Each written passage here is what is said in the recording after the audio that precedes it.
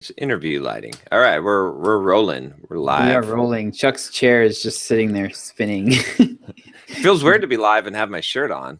You know. Like. Nice. Yeah, I did the live stream last night too. That was fun. Except that I snafu'd the Pluralsight link so much that it was like I spent like 15 minutes. Like people were like the link doesn't work. Oh, and I think actually, Joshua, what was happening was that I think the link wasn't working some of the time. It was taking us to a 404 page on our site for like sometimes when people would click the link, because I was getting it and it was like that was confusing me so much. But I mean, obviously it was working enough that we made sales, but yeah. Money. Yes. Money is good. Money is very good. So you're selling Pluralsight, huh? Yeah. So I guess we should just recap our whole our cybering experience. Yes. Yeah. We did Cyber Monday sale on Monday. Yep. And I think we did what? Good at the cyber, right? What did we do? I think we did 17K of product sales. Yep. 17,000, which we were pretty happy with. I think last year we did one and we ended up only doing about 10K for whatever reason. So yeah, and actually this year we didn't. I didn't do the whole list. So I typically what I do is the people that are currently going through sales sequences, I usually exclude them. So they're not getting a bunch of emails that are confusing, because they're on automated sequences, and I don't want to screw up the timing on those or anything, or stomp on them. So I exclude them. So we only actually hit about 2/3 of the list. So I was pretty happy with that result. It was we did. So one question I get a lot from people is whether it's better to do longer sales or shorter sales. And I'm 100% sold on doing shorter sales, 48 hours, short and sweet, send a bunch of emails. So the number of emails you would send if it was a week-long sale, send those in 2 days. Yeah. Because what we see consistently is if we do a 3-day sale, nobody buys anything on the middle day. Day 2, nobody buys. You get probably 40% of your sales come in on day 1, 10% come in on day 2, and then 50% come in on day 3. Usually you make more sales on the last day than you did on all the days leading up to it combined. So we've just cut out the middle part. Nice. Yeah, because it's way with spot or conference sales, right? Yeah. You run them over several months, and you get a bunch when you announce it. They kind of trickle in over the while, and then those last 2 days, people are like, "Oh, I wanted to go to that." Yeah, yeah, exactly. It's pointless. It's a lot of work to write more emails to spread the stupid thing out. So I just do. Now I'm doing typically anywhere from 5 to 7 emails in 2 days. And so we'll do Monday morning, Monday afternoon, and then Tuesday morning, Tuesday afternoon, and then Tuesday evening, and maybe another one on Tuesday evening. And that seems to work really well. So that's what we did. And then we rolled right from there. This is so insane. But we rolled right from that into Pluralsight told us that they were going to do a cyber or a Black Friday Cyber Monday offer for basically $99 off an annual, or $100 off an annual subscription. So I was like, screw it, we're going to promote that. On do the same thing. We're going to do basically another email blitz on Wednesday and Thursday.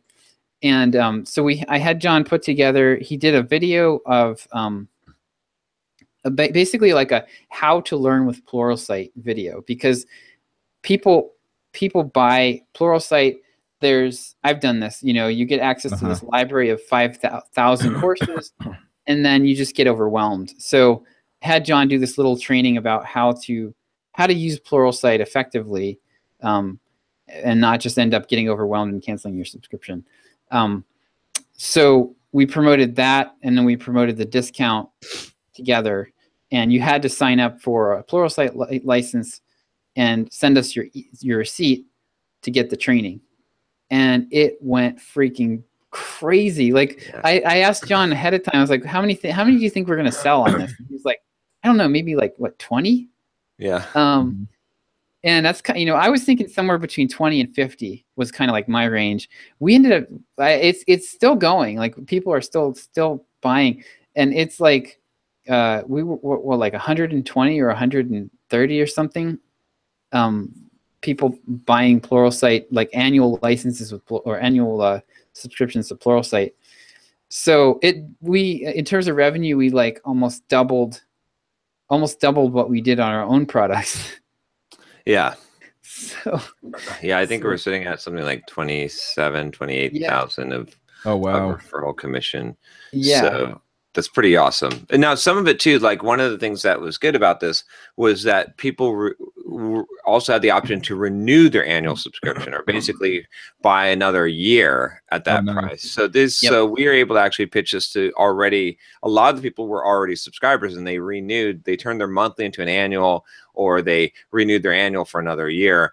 So that's also helped us a lot. Otherwise, we would have had less sales, because it's a lot of our audience already are Pluralsight subscribers. But yeah, it killed it, and it just shows you. And the other cool thing about this was that at first we're like, we don't know if we want to send this to the Sublime list, right? Because they've been not very good buyers, and it's just been complaints and stuff. And so Josh sent an email out to him, and then he was like, I'm not going to send the second email. And then, but we've ended up having like over 30 people from the Sublime. So we actually had a really good turnout from them.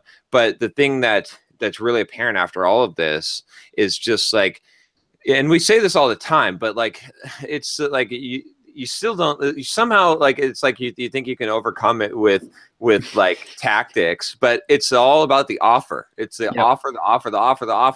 Like if it's a good offer, that trumps everything else. Like it trumps the copywriting, it trumps like whatever you put together, it trumps pricing.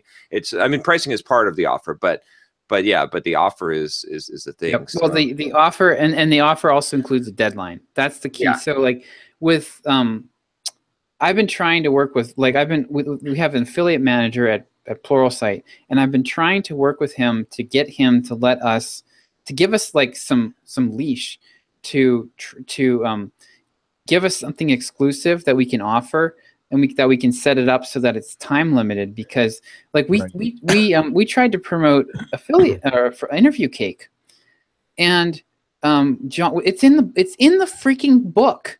We've sold like probably 15,000 copies of this book now or more. It's in the book. The affiliate link is in the book. We promote it by email multiple times. John's promoted it on YouTube. We literally made 1 or 2 sales of Interview Cake.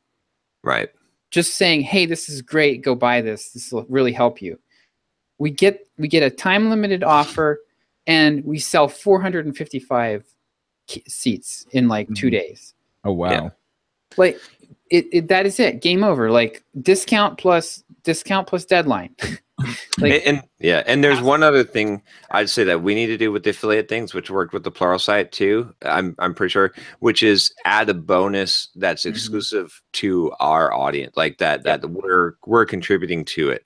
So like with the Pluralsight, by me creating that video, right? So whatever we do when we do an affiliate deal, I should just create some kind of video, some kind of training, some kind of bonus that's a simple programmer bonus that you can only get via this, that's exclusive, that and that creates that. And I know that worked with the Pluralsight because like there weren't like we got emails with receipts.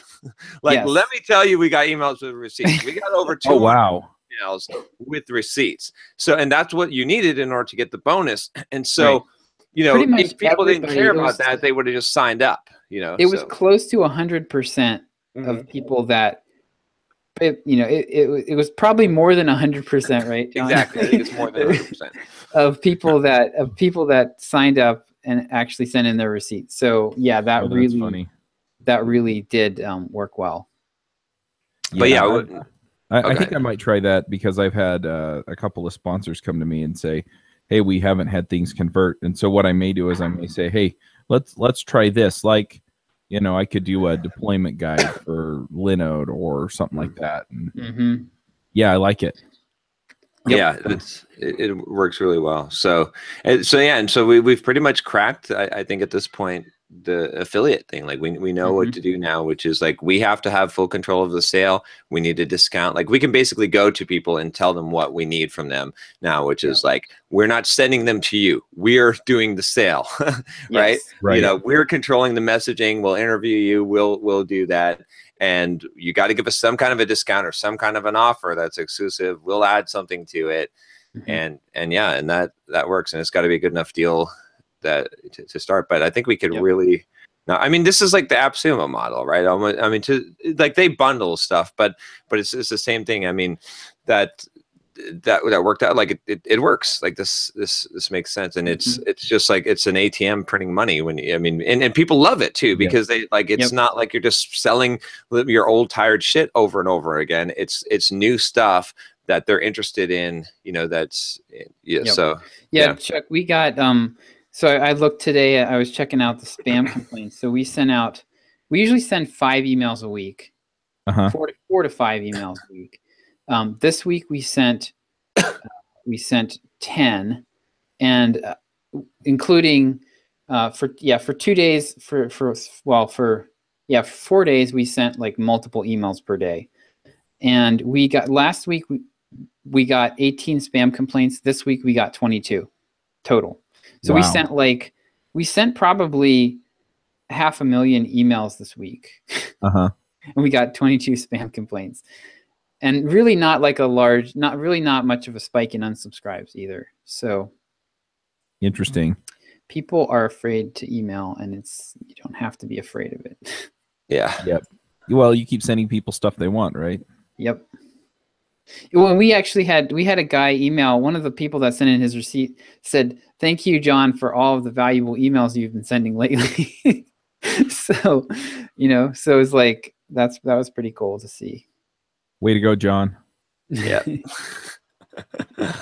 So I've got a workflow. So what I'm starting to do now is we have for the daily emails that I'm writing, I want to try to I've been working on trying to get more trying to get my writings, because my writing style up to this point, one thing I haven't done a very good job, I think, is capturing John's voice.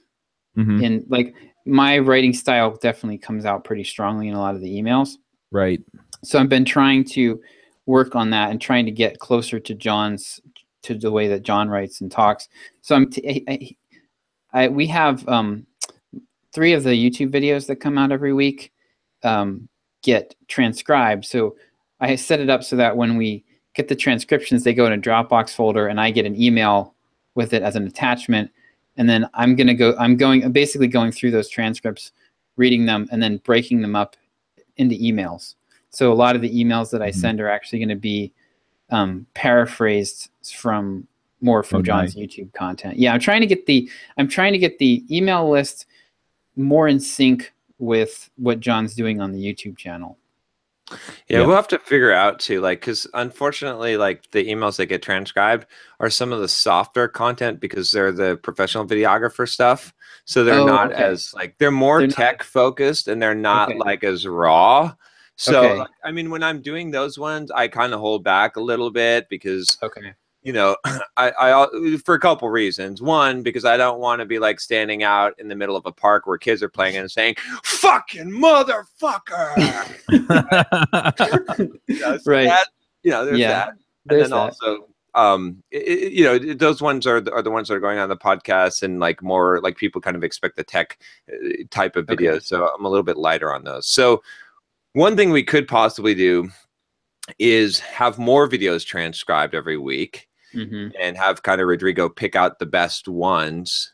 If he could pick the top 3 most viewed videos every week and have those transcribed as well, or even just 2 or something. Not even most viewed, like the ones that he thinks are the best like Okay, or yeah. motivational or like have a good you know what I mean? Like he watches so many every video, so he knows which ones are the best. Yeah, But I like that. Let's yeah, I'll talk to him. Let me put that on my list somewhere. Okay. Yeah, because yeah, I'm trying to get, so the YouTube, like the email list has been people that are mostly people coming in off the blog.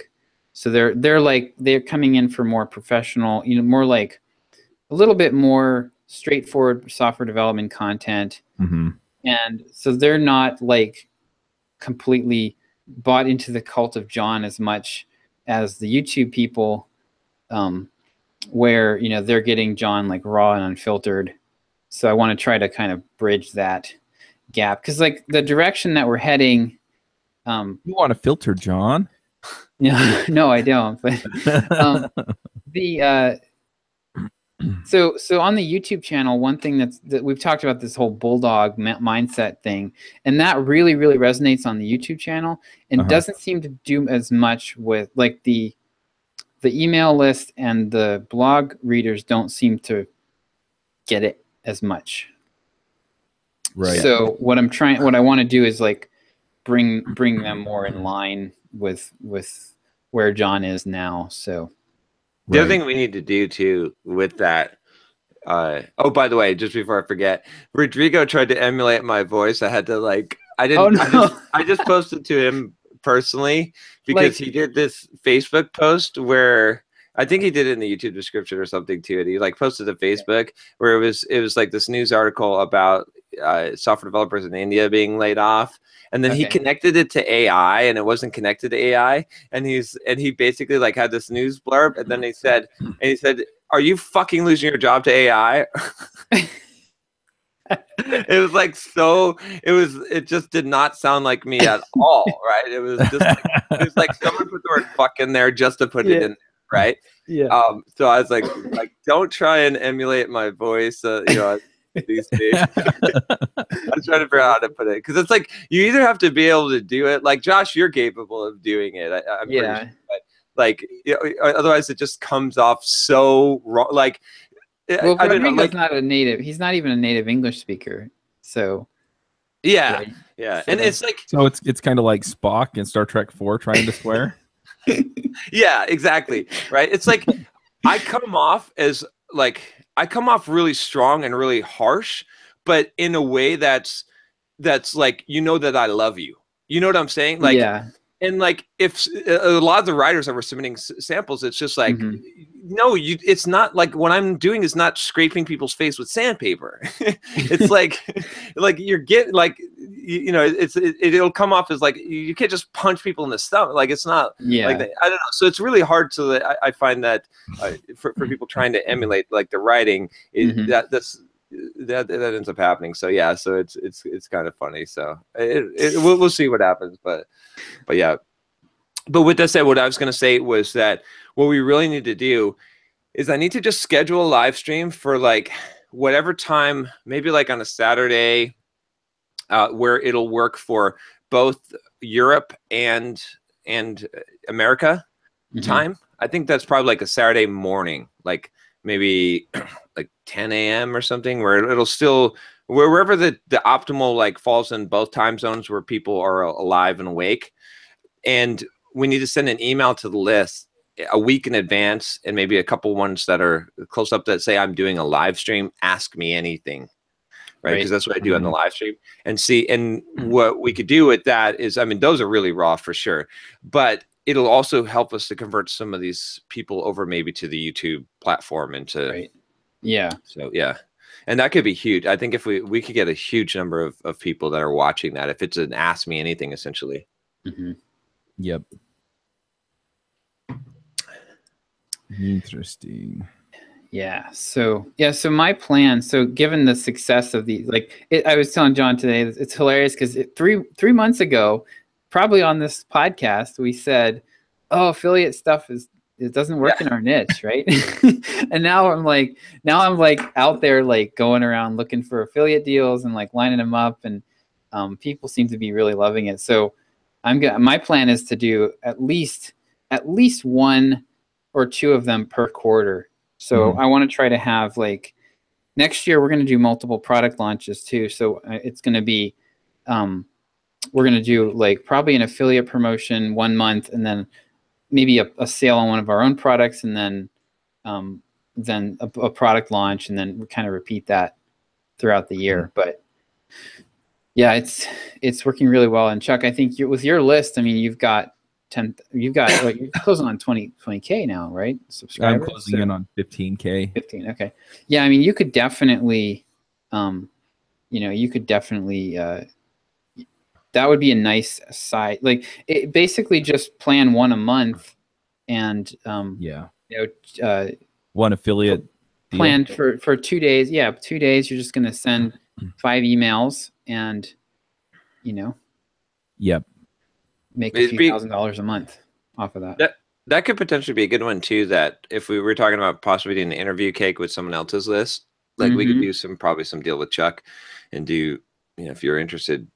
Basically, we've already got it canned, packaged up. Like, I mean, I'm sure there's some modifications, but we could give you a converting offer that we know, and do some kind of a split on it. Yeah, that'd be interesting. We could talk through the details on that. But other news. So I talked to the king of the affiliate deals yesterday. I had lunch with Noah Kagan, so that was pretty cool. He came down to San Diego with his girlfriend and met with a few other people, and so we had some tacos, and then of course did some pull-ups in the street. There was this pull-up bar at the nutrition shop, and then I actually brought him over here to my office to check out the studio. He recorded my setup and stuff, so he'll probably put that in a YouTube video and stuff. So yeah, so it's pretty cool. Hung out with him for maybe 3 or 4 hours, and yeah, so that guy is like, he got it figured out with the King Sumo stuff is really skyrocketing too. So nice.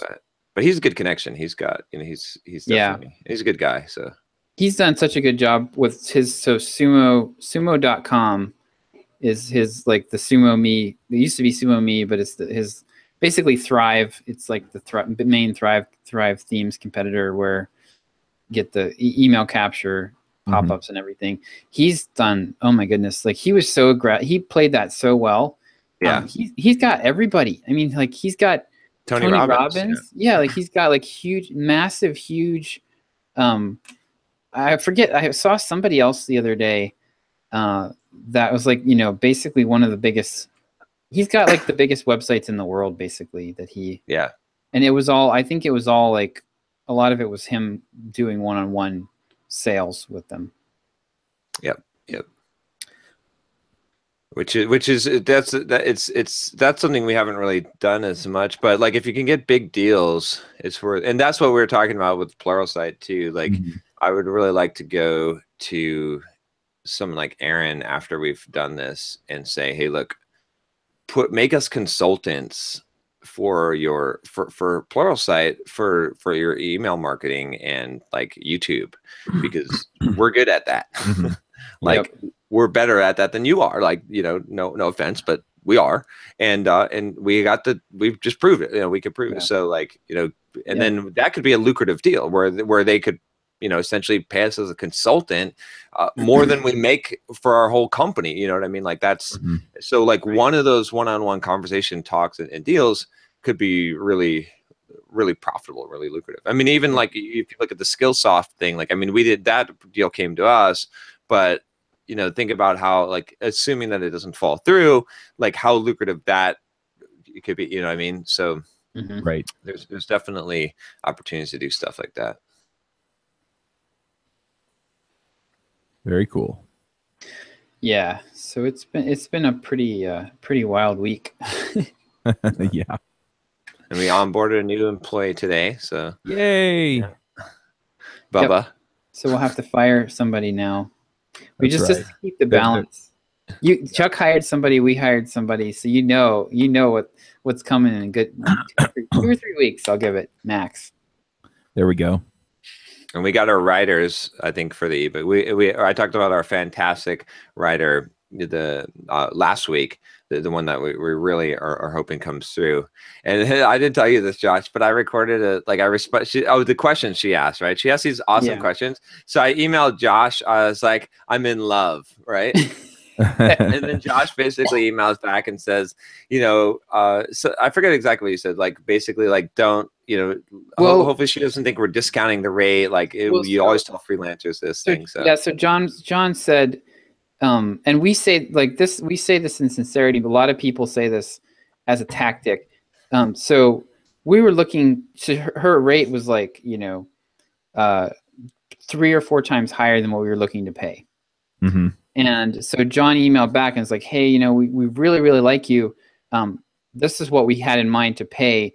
If you, and Chuck, you probably know where I'm going with this, but if you do a really good job on this, there's a ton more, we have a ton more work that we'd like to do, you know, and that's the classic thing that everybody tells freelancers, and you get burned once or twice. So I was like, I emailed John back. I was like, just make sure she doesn't think that we're pulling this sleaze bag tactic, try to get her to lower her rate. So John recorded a video apparently. So what did you say, John? So I just, hold on 1 second. I just noticed in the stream. Oh, this is a memory. It was like, I was like, Cyber Monday sale on Facebook, my most popular course, Cyber Monday, plus a chance to win everything I make for life. I was like, oh, wait a minute. That was from 2014. Oh, okay. It's like, because Facebook does the memory thing that I almost had a heart attack. Like, I was like, oh no, what have we done? Did we put that in an Edgar thing? Okay, so we're okay though. So anyway, so I was using the, you know, my favorite little Screencastify to record a response to her instead of doing an email. And so I had her email up in the email window, and I'm like, okay, make sure I don't scroll down to the part where it says I'm in love and then Josh's response, right? And so I'm recording the thing and I'm going through her points and answering her questions, and I realize I fucking scrolled down.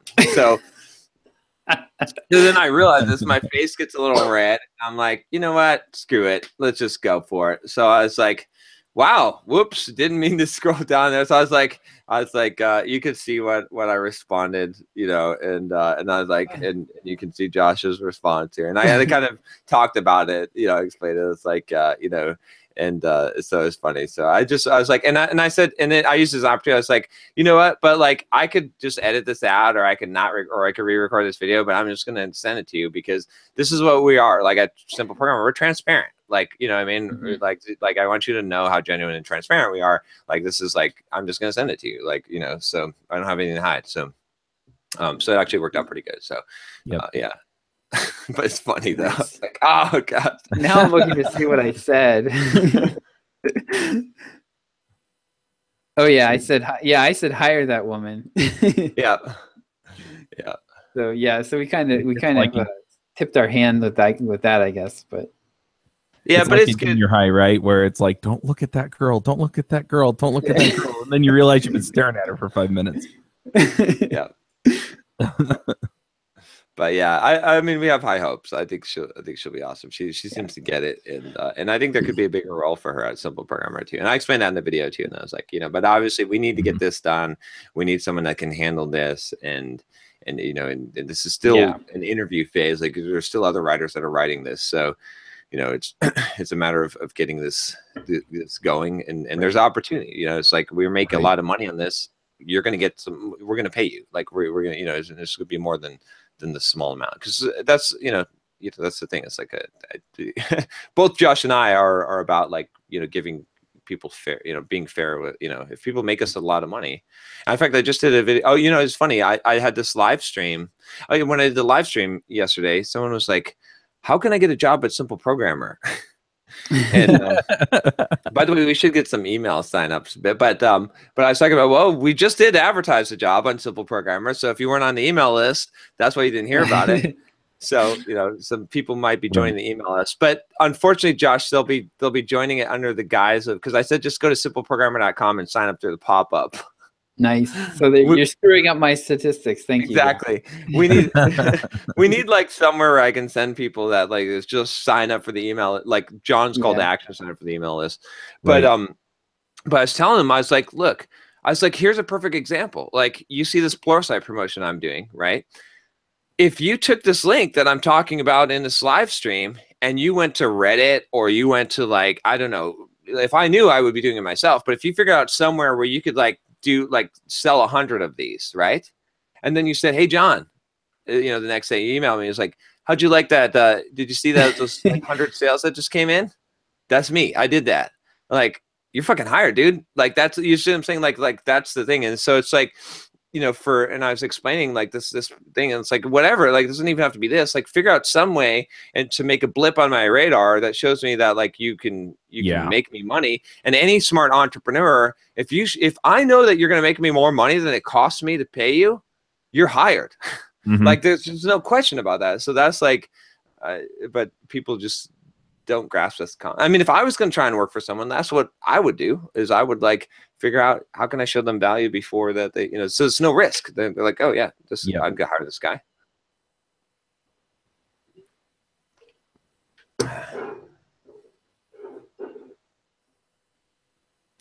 Someday I'll be as cool as John. So that's what I was just thinking. I was like, someday Chuck will be as cool as me. Yeah. No, someday I'll be as cool as Chuck. Oh man, it's been kind of a crazy week here too. So the most interesting thing, I'll just start with that, and then we can kind of dig into some of this other stuff. I had somebody offer to take a freelancer show off my hands.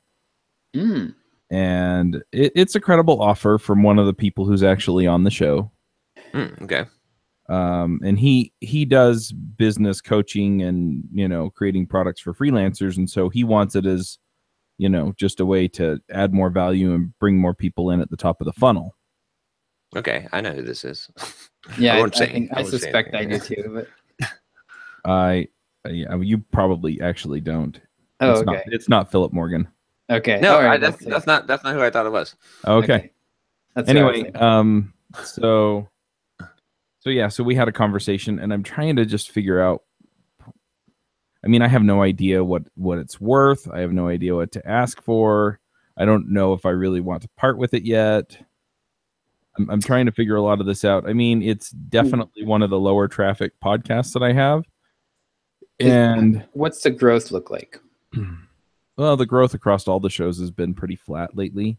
Mm-hmm. I think part of that is it turned out that there were 2 technical issues that I fixed this week. One was on the feed service, and the other one was on the media tracking. But they both were using.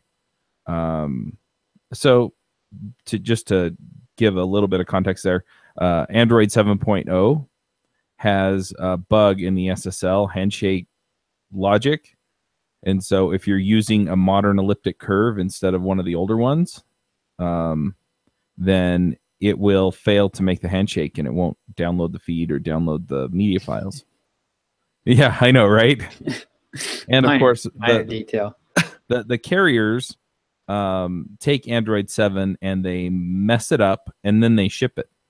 And so if you have a phone and you're on one of the major carriers, even though I think Android 8 and, possibly, I haven't paid much attention, but I wouldn't be shocked if Android 9 is freaking out, right? But they're still selling Android 7. So these guys are stuck because the carriers aren't updating the OSs on these phones. So I finally figured that out. And so I think we're going to see some growth there, because I saw it slow down and then, actually dip a little bit and then start coming back. And I think part of that issue was that, anyway. So there's that. And then I haven't really focused on growing the audiences, and I want to start doing that. So that's something to talk about maybe a little bit later. But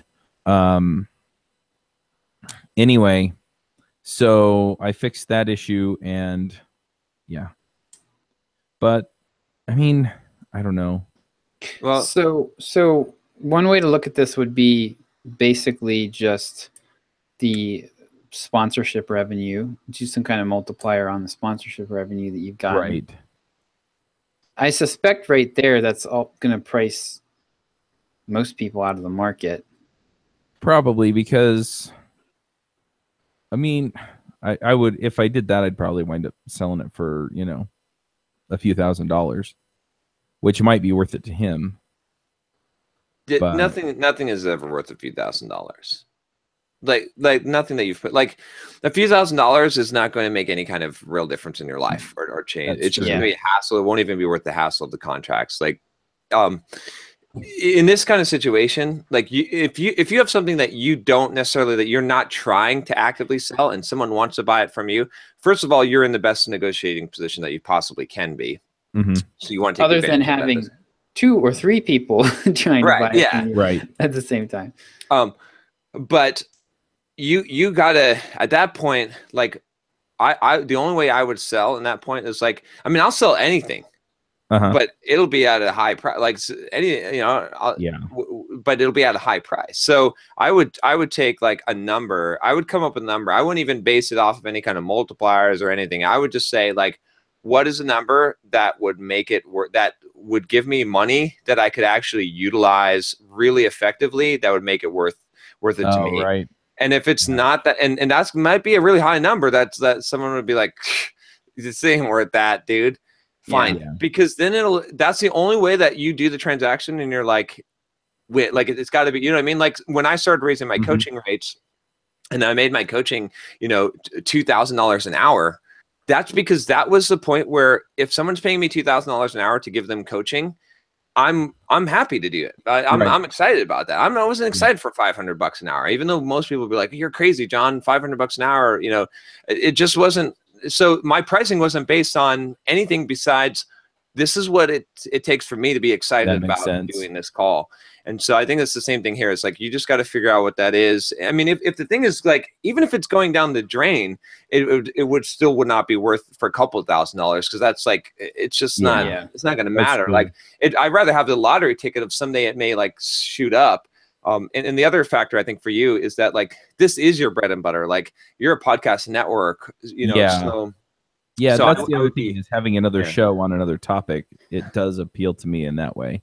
Well, so the one thing I would say about, so totally agree with everything John said. This is probably, don't sell short how potentially valuable this is to them. Right. Because this is, if you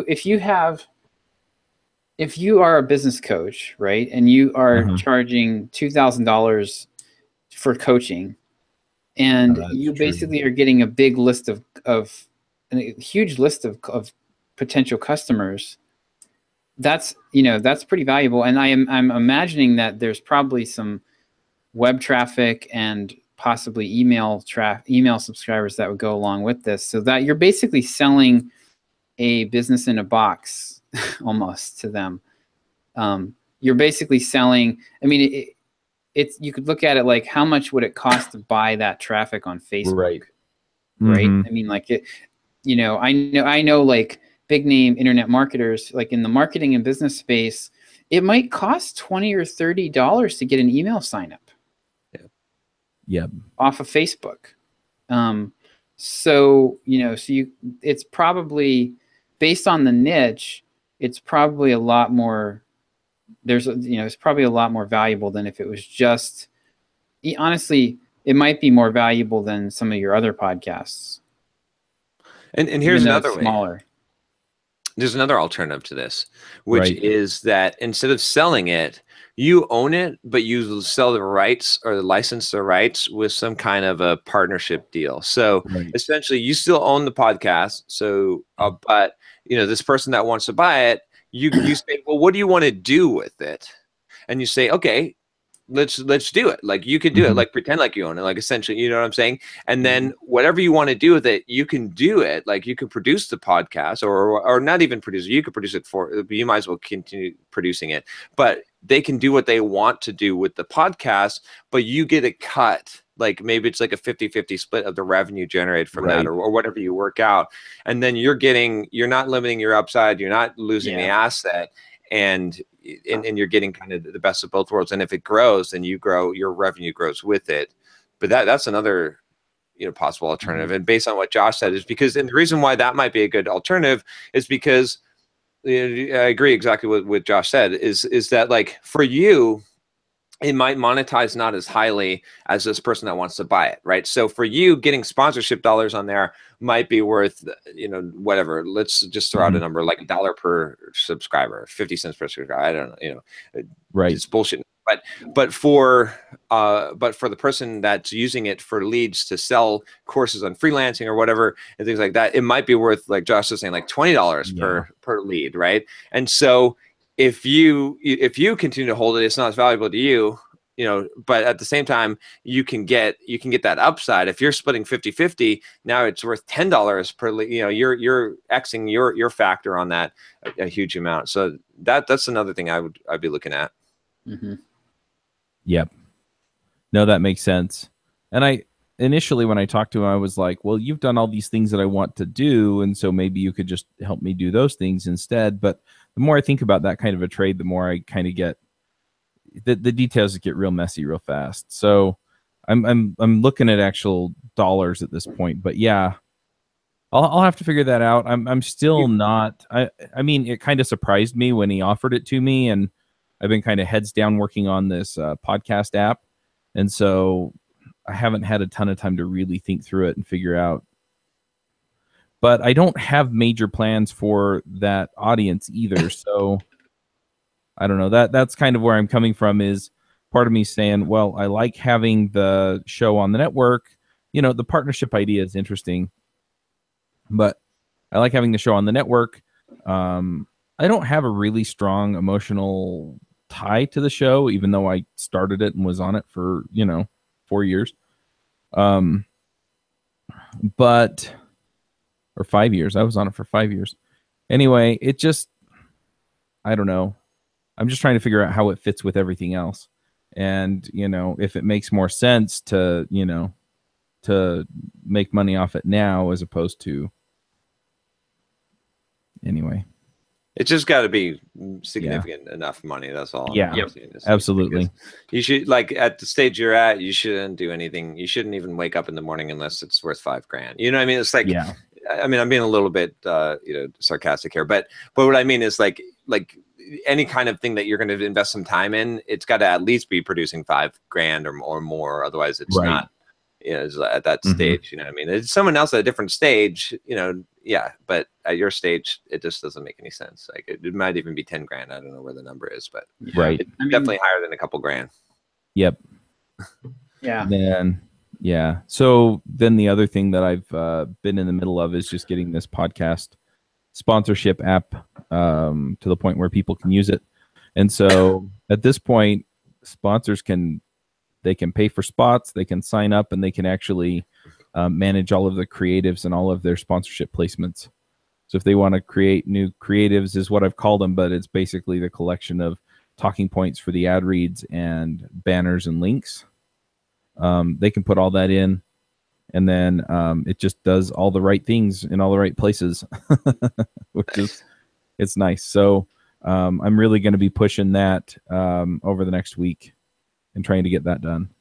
And then this afternoon, my plan is to get the Indiegogo pages up for the React podcast and the Elixir podcast. And Joe Eames from JavaScript Jabber talked me into doing a Vue podcast, so I'll probably put the Indiegogo for that one up too. Cool. I like that. That's a great way to launch the podcast, is to do it like that. So it's funded from the beginning. You make a bunch of money from the start, and you're also gauging the interest and also getting the exposure. So Chuck, do you have any plans for Python? Anything? I've had some people ask for it. React and Elixir are the ones that I'm getting asked for the most right now. Okay. I have thought about doing a Python podcast. I need to make connections with people who are doing Python though. My read on it right now is that Python is is the hottest thing out there. I mean, maybe I'm overestimating that, but it seems like if you go to Amazon right now and you look at just programming books, basically the top 50 are all about Python. Yeah. The area that Python's kind of an interesting thing, and Node.js was the hot thing for the last couple of years, and then a lot of the front end frameworks, and so people were doing JavaScript like crazy. Right. And basically, a lot of it just came down to revolutionizing the way that people were writing web apps, even though it wasn't that revolutionary to write it in Node instead of anything else, because you were still doing the same thing. Right. But, you know, and I know there are some Node people out there who are going to be like, what? But ultimately, you're doing the same thing. Yeah.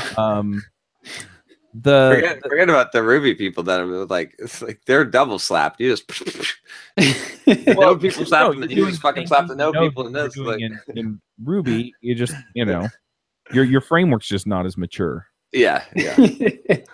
Well, so it's so Python more mature. So now it's about time to move on. Yeah. So Python. Anyway, the thing with Python is that Python is being used across the board in systems like Hadoop for managing big data, which is getting up into borderline machine learning. And almost all the machine learning stuff out there is taught and demonstrated in Python. Yeah. A lot of the decision machines for AI are also written in Python. Yeah. I mean, you can do it in other languages. It's just Python has nice tools for it. Yeah, and so what I think is going on there is I think a lot of people are seeing opportunity in those spaces to pick up Python as they pick up some of these other areas. And so what I have kind of toyed with doing is actually, so the next round of shows that I start will be machine learning, augmented reality, virtual reality, which can be, you know, it depends on which platform you're in at that point, right? Yeah. Because if you're doing the HoloLens, then it's going to be C# or C++. If you're doing, you know, some of these others, it's going to be something else. If you're doing Google Cardboard, then it's going to be Android or iOS, so Swift or Java.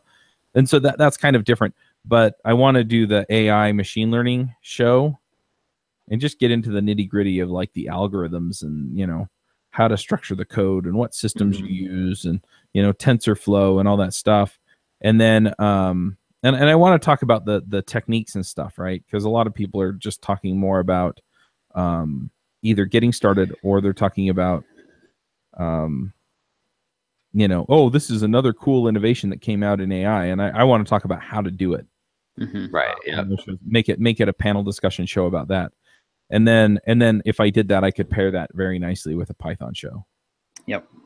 And so that's kind of how I would approach that. And that might happen like in March or something. But anyway, right now, since I have so much demand from my existing audiences for these shows, I feel like if I can hit these topics, I'll make them happy, which doesn't necessarily gain me subscribers, but they will probably talk to their communities. And those communities are both growing, Elixir and... Well, if there's a lot of demand in your audience, then there's a lot of demand out there. So yeah. Well, the other thing is these are people who existed in a Ruby community or JavaScript community who are now existing in a React community or a Vue community or an Elixir community, and so they'll go out and evangelize the shows because they exist. And they'll say, hey, you know, we've been listening to Chuck's shows for a long time, and, you know, come check out the new ones. Yep. But one of the things that I'm trying to figure out is whether or not I want to be on any of them on a regular basis. So I'll probably wind up hosting them to begin with, and then I'll make a decision on that later on. Because then I can make sure that we get momentum behind it, because I know how to start the shows and how to make them run. And then I can work things out with somebody else to continue, you know, to carry the torch. Yeah, you should probably identify early on, like basically the project lead. Yeah. And then basically just work with them right from the start. Yeah, like have them shadow you. Yeah, the Vue podcast, for example, that is mostly Joe Eames wanting to do that one. And I think we're getting in early, like we did with Ruby in particular. We hit JavaScript at the right time too with the evolution of Node. And so I think we're hitting Vue at that kind of early stage. And I don't think it's going anywhere. So I think it's going to work out that way as well. But yeah, I think there will be other people that'll step in and, you know, can pick up the thing and run with it. I've also, funny enough, when I talk to sponsors, I have sponsors that want to sponsor the web security podcast that started that isn't running anymore. And so I'm thinking about also doing an Indiegogo for that. and just saying, hey, look, we're going to start this show up again. Yeah. And see if we can pull something together. And that way I can go back to some of these sponsors and say, hey, if you're interested in sponsoring the security show, go for it.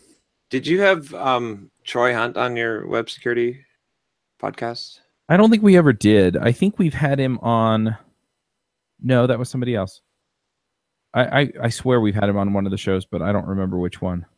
If you could get him on the panel, that would like his audience is huge right now. Like he just testified before Congress on data breaches.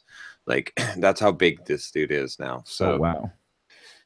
Yeah, he basically like keynotes the NDC every year now, and they keep inviting him back. So he's like really big. I don't know if he'll do it. I mean, he's busy, but he might, because it's what he loves to talk about. He's been doing some YouTube stuff, and he's, you know, it's a good even more exposure to build his brand more. So that would, like, he alone could make the podcast. You see what I'm saying? Like if you're able to recruit him and get him, just him advertising to his audience, and you'll automatically have 20,000 subscribers.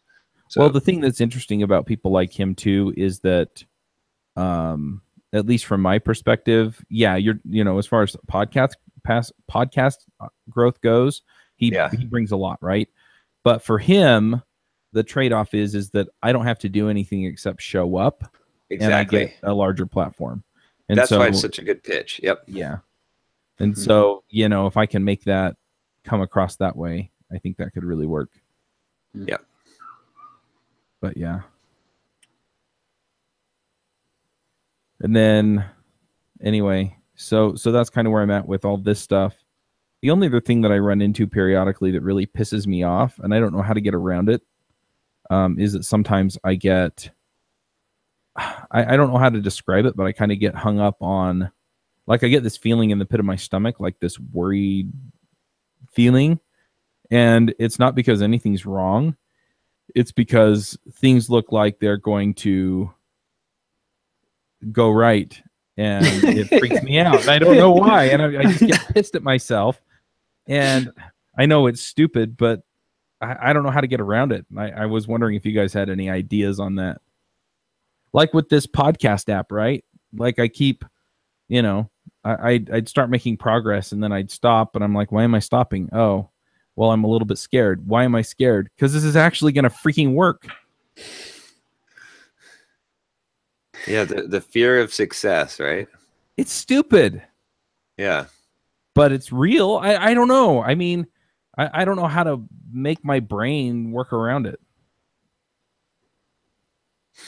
It's a tough one. I mean, I think a lot of it is like, what's that book that we're talking about? But it's also like the Psycho-Cybernetics, or? Well, he talks about it in Secrets of the Millionaire Mind. Yeah. Yeah. And he talks a lot about your money blueprint. And I'm wondering if that's kind of my issue, right? Is that I've got this comfortable place in my head that says, if I make this much, right? Yeah. And so my money thermostat is set low. And so I get a little bit warm and I get uncomfortable. But I'm trying to figure out how to reset that. I might just have to go listen to that book again and see if there are better pointers to that. You could rent a penthouse suite like in Vegas and be like, balling. But I think too, like, part of it too just becomes the idea that, like, at least for me, see, I've never quite understood the fear of success so much. Like, I understand the fear of failure, but for the fear of success, for me, the way it manifests for me is that I'm afraid that I'll grow and then I'll have more problems or more responsibilities, right? And so that's how I kind of see it. Is it's like even like I was just freaking out as we're adding more employees. I'm like, now we've got a big company. Like, it's not a big company, but it's a bigger company. I mean, when you've got 4 full-time employees and you've got like like 4 part-time employees, that's a decent size, so it's like, now, like, what happens? Like, we got to make these payrolls. We got to, so it could kind of make you a little bit gun shy. I think that's of what success means. I think that's part of it. I mean, just talking through it, and hearing you kind of postulate about it, I think that's part of it, is that like when I was growing up, my life was pretty much, I knew what I was supposed to do, right? Yeah. I was supposed to go to college. I was supposed to go on a Mormon mission, get married in Mormon temple, and, get a good full-time job. And I've done all of those except the last one at this point. Well, I've had the last one, but I haven't done the last one in like 8 years. And so I think a lot of it just, again, comes down to that personal blueprint. And it's not so much that I'm not living up to the blueprint. It's that I don't know what the blueprint looks like for what I'm doing.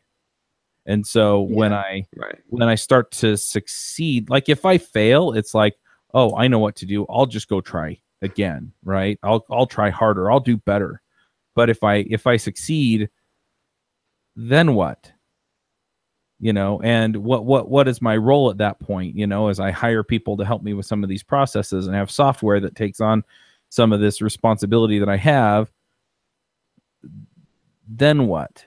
And I think part of, just talking through it out loud, part of me is saying, well, then you can do these other things that you wanted to do. And then all of a sudden that feeling in the pit of my stomach goes away, because then it's, oh, now I'm free to pursue this other thing. But, I get to that. I get to the, I guess the edge of the light. And, instead of thinking, okay, well, now that I'm at the edge of the light, I can turn on my flashlight and shine it any way I want. What I'm thinking is I don't know where this pathway leads. And that's kind of frightening. So go ahead. So instead of saying, instead of thinking of things as far as what I'm quote unquote supposed to do, I need to think of it in terms of, this is going to open up my possibilities so that I can do what I want to do. So I would say, I mean, my philosophy on fear is that fear only has one cause. There's only one thing that causes fear. The unknown. Yeah. Fear of the unknown is the only fear that exists. Like if you take it as, so if you think about it, right? Anything you're ever afraid of, it's because it's unknown. That's what, like, even like if you say even something as extreme as the fear of dying, it's not that you're afraid to die. It's that you're afraid to die because you don't know what's going to happen or how it's going to be or what's going to happen after that, right? Or if there will, so that's like that fear, right? If you're afraid to go on a roller coaster, it's because you don't know what the outcome is going to be, right? If you're so confident, if you've done it before, like those things, and so it's the same thing. It's like, the fear, like you said, with shine the light. Like every time that it's like it's because it's an unknown, and so you can do two things to mitigate that. One is just to know that it is unknown, and that is the fear, and that's a ridiculous fear because it will become known, right? As you get to that that end of the tunnel, so to speak, but also to make more things known so that it's less unknown, right? That's another good way to mitigate those kind of fears. But yeah, it makes sense what you're saying, because that's right on with what I've experienced with fears, that it's because it's unknown. Yeah, I think part of the other thing is that I also worry about, getting up a little bit higher. I take five steps up for success, and then I tumble off further. And that's the other thing that I'm realizing. You have more to lose. And I'm looking at it and thinking, okay, well, what's the worst case scenario here? Well, the worst case scenario is that I'm back where I started, and it's not so bad where I am. It just could be better. And so that makes me feel a little bit better about it too. So anyway, looking at a lot of these things, I'm just trying to, just talking through it and just realizing, what, it's not as scary as it feels. But when I'm sitting in my office all by myself and nobody to talk it out with, I'm just sitting here going, ew, this is kind of freaky. So for me, what I have, the way this manifests is I don't have a fear of failure so much as I have a fear of running out of ideas. I've talked about this before. I'm like, so I always, where I hesitate is like, I hesitate from going all out a lot of times because I feel like if I put it all on the table and fail, then I'm really screwed, right? Because then you're like, then like if you always feel like you've got that 5% that you're holding back, you're always got in the back of your mind, well, you know, I could have done this, I could have done that.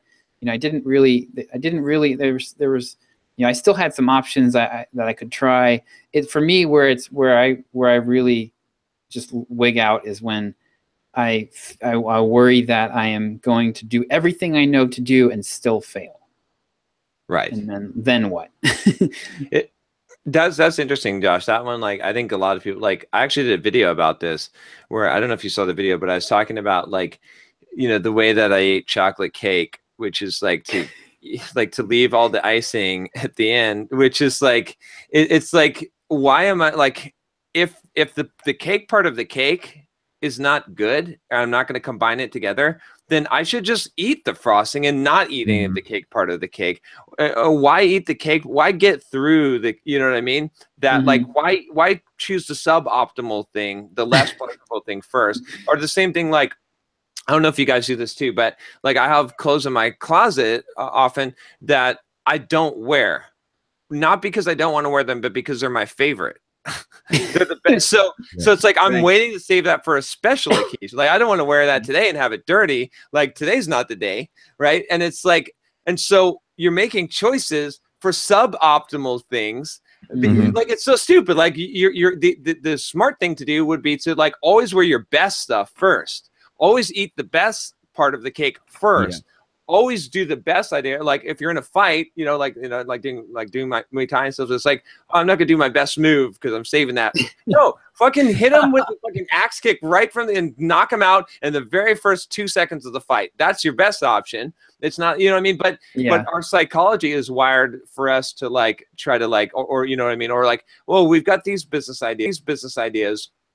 Well, let's execute these ones and save this good one for later. No, do the good one first. Like, you know what I mean? Right. And so I think we're just kind of wired that way. So you have to kind of override that and say, like, I'm going for broke. I'm going to pick the best thing first. I'm not saving things for later or saving the best for last. That's just a dumb, when you save the best for last, you don't have room, you know? For me, it's more that I'm like scared of, it's not so much that I'm scared of failing. I'm scared of incompetence. Right. Because if you run out, if you really hit the end of your rope, then, you know, you found your limit, and that's like, you know, you know how good you are. That's I mean, that's that's funny. I was like, on that note, I was doing, like, I did a video too where I was talking about, like, doing, like, lunges and weighted pull-ups, and with that, like, I'm not afraid of the pain, and those are, like, the most painful exercises for me, and it's not. What I'm afraid of is that I will succumb to the pain in the middle of the exercise. Do you know what I'm saying? Like, it's that fear. And I think maybe that's more of what you're describing, which is like that, like, if I'm doing, like, I feel like I will give up. Like, I don't want to take the risk because I don't want to fail in the middle of, like, to give into the pain, right? To find where that expose your own weakness. Exactly. So I just have to, like, be like, okay, well, I'm going to grab that bar, strap the weight to me, and I'm going to do as many pull-ups as I can. And that's, like, the most, there's no expectation here. It's just doing the best that I can. And and then whatever happens, happens. But it's hard to push. It's same thing with running. Like, it's hard to push yourself to the limit. It's like, you want to save some in the tank. You don't want to, like, I mean, part of it's just the pain of going there, but part of it also is, like you said, is like, once you've found that limit, you're like, well, this is the best. Like, otherwise you can always kind of hold it back in your mind. Like, if I were giving it my all, I could have, you know, so. Cool. Well, thanks for letting me complain about myself and for all the advice. Should we do our thoughts? Yeah, let's do it. So I'll go back to what we talked about at the beginning. So there's a quote from Gary Halbert that I really like. I'm pretty sure it was Gary Halbert. He said, "A gifted product is more mighty than a gifted pen," something along those lines. And it's like, basically, the offer is paramount. And so if you're not, so I'm working with, I have a couple coaching clients, and It really comes down. It's amazing. Like for me, the framework is offer, list, copy. Like offer, list, creative. Like that. I'm always looking at things in those three pieces. And so I have this coaching client. I helped him do like a product launch to his list. Completely bombed. Completely. He had 60,000 people on his list. He sold he was trying to sell a $9 offer, and he made 6 sales. Oh God! Wow. So, and like it came down to, in that case, like I felt like we did a really good job. I felt like we did a good job on the offer, and it was the list. Like the list, you know, his list is just not really worth pursuing for this. But yeah, I mean, I guess getting back to it, like, you know, if you can get the offer, if you have a decent list, the offer is really everything. And so like testing as many offers as you can. And with this product, like one thing we did was we didn't create it. We launched it without creating it. So he's out, you know, only the work to write the emails to test it out. Yeah. But, yeah. And to say, he just refunded those 6 people. Yeah, exactly. So, yeah. Yeah. Let me see. I'll go off of kind of what we were talking about, and I'll say that if you like go full out, don't go committed 100% when you go for something.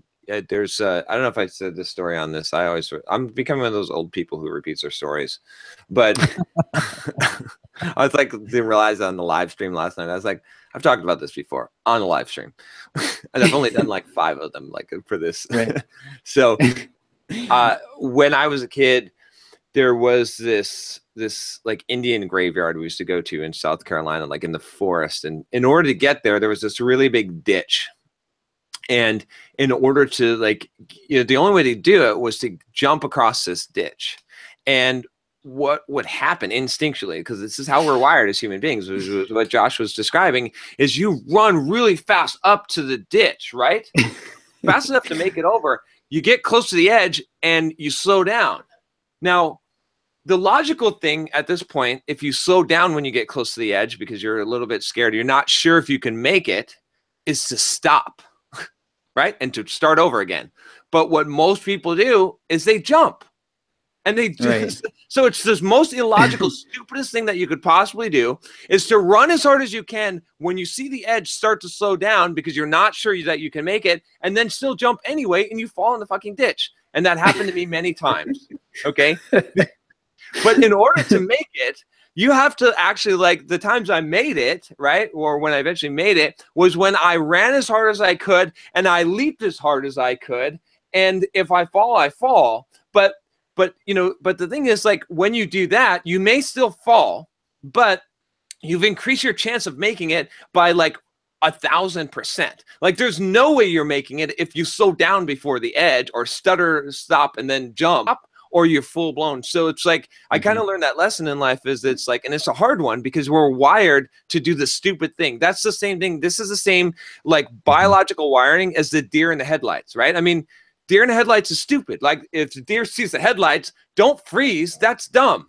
Like, run. Yep. You know what I mean? Like, but we do that. We're deer in the headlights.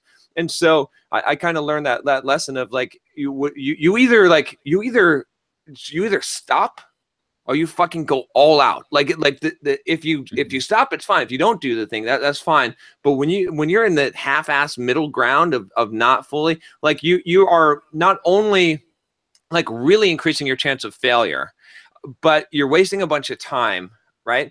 Whereas if you just go for broke, like, it's the same consequences. I mean, falling in the ditch is falling in the ditch. So would you rather falling in the ditch, like jumping as hard as you could, and then at least you know you can't make it? Or would you rather fall in the ditch because you like stutter stepped at the end and didn't give it your all? You don't even know if you could have made it or not, and you still have the same penalty, and you've just wasted a lot of time. You got injured for nothing. So that's kind of how I think about life now. Is like with everything that I'm doing, it's that kind of 9 or above. Is like when you fully commit, that's when that like, it just doesn't make logical sense to do anything other than that. Yeah, I remember my wife and I used to watch The Biggest Loser, and they try and get them to jump up on the platforms. And it was the same thing, right? Is they'd get halfway up, and then they'd realize, if I don't make this, I'm going to fall on my teacher, and so they'd pull back. Yeah. And when they pull back, they wouldn't make it, and they'd wind up falling on the rear end anyway. Yep. So, you know, it's the same thing. It's, you know, you have to commit, and you have to, yeah. So one other thing that I did over the last little while is I've been doing my yearly planning, and one of the things that kind of came out of that was I was putting in, you know, how much I expect to make and where I expect to make it from over like January, February, March, and April, and so on. And so I put the numbers in, and I was like, those can't be right. Those numbers can, you know, there's just no way those numbers are right. And, you know, because they were really high. I mean, we're talking like, you know, potentially $60,000 in a month, you know, if I hit everything. And so I'm sitting there going, you know, there's no way. And so I start looking at it and redoubling it and thinking about it and realizing that I am self-limiting, right? That it's entirely possible for me to hit those numbers. And the thing that's holding me back is whether or not I believe I can do it.